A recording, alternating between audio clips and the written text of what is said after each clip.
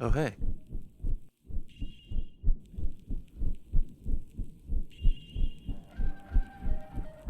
Are you awake yet?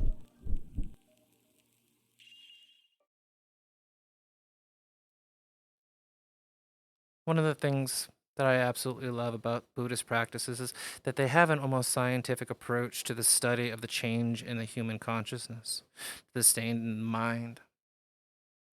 They have a rule: when something is to become a meditation, it must be done by the practitioner and they achieve a certain mindset.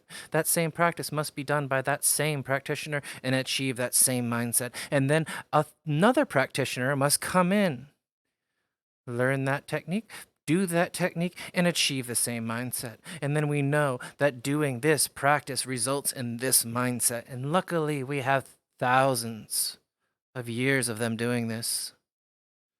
Now, of course, there's a lot of cultural influences when anything exists for thousands of years, a lot of artifacts of the people that left it behind, a lot of flaws in terminology, a lot of flaws in translation where we're energizing our spiritual armor.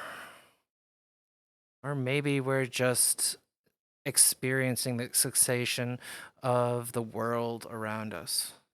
Maybe we're just taking in the fact that we're alive and the things that are interacting with our body in a sensual sense. Maybe it's not a mystical armor. Maybe it's just an understanding of what you're actually feeling. Maybe it's a control of those feelings. Maybe it's a control of your body, a control of your heart, control of your lungs, a control of the chemicals that flow through your brain. Being able to slip yourself into deeper states of thought that are oh so similar to sleep. They're oh so similar to dreaming. They're oh so similar to being born. They're oh so similar to dying. But of course, that's magic, right? It's magic that we get into those states of mind. It's not practice, it's not hard work, it's not years of effort and study, it's magic. Well, I think you know how I feel. I am a god. I spray down upon the world the essence and change and rile the energy beneath my feet.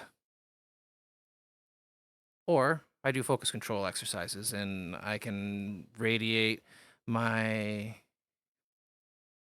conscious mind through other conscious substances. I don't know. I don't think anyone knows.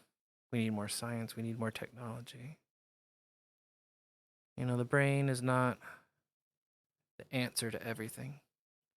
Not saying that there couldn't be some amazing crystalline structure in the pineal gland that we didn't even think to study yet, that we don't have the tools to understand. It might be there.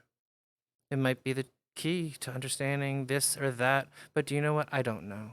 No one knows. We don't have the science to tell us that, but we do know that EEGs do not read our mind. An EEG is simply the difference in electrical activity between 2 points of the brain. 2 points on the outside of the brain. I mean, you can stick little things in there and find out a little bit more information, and they do that doing surgeries. But for the most part, it's just 32 spots telling us what the difference between two electrical pulses are. Now, granted, you can find some cool stuff, and it tells you some interesting information about anxiety. It tells you some interesting information about sleep and wakefulness. It tells you great information about seizures and some mental disorders, but it doesn't read our mind. An MRI will tell you what part of the brain is active, but why is it active? Why is it radiating energy from there? Why is it the same energy radiated when a person is kicked in the balls to when a person wins the lottery? I don't know if it is actually, I'm making that up, but there's a lot of repeats, let's just say that. And our lovely genetics, which are right 10 to 15% of the time. Well, of course, We were taught in third grade that genetics mean that your body is going to develop this way. Well, guess what, mister? Genetics are a guidebook, not a rule book. They tell you what could be. It is up to your RNA to produce those proteins and synthesize the components that are going to be built that actually change the things inside of your body. It is not your DNA. Your DNA kind of just says, this is what you should be doing. This is what you could be doing. But your body chooses, your RNA, your core living substance that constantly is producing millions of proteins and constant structures that supplement thousands of parts of even the smallest organs in your body. All together, all at once, all right now. All the muscles that I have to stand, all the nerves that I use to move, all the nerves that use to move me. They're never they're never understood, they're never respected. We just think that we should work. Well, guess what?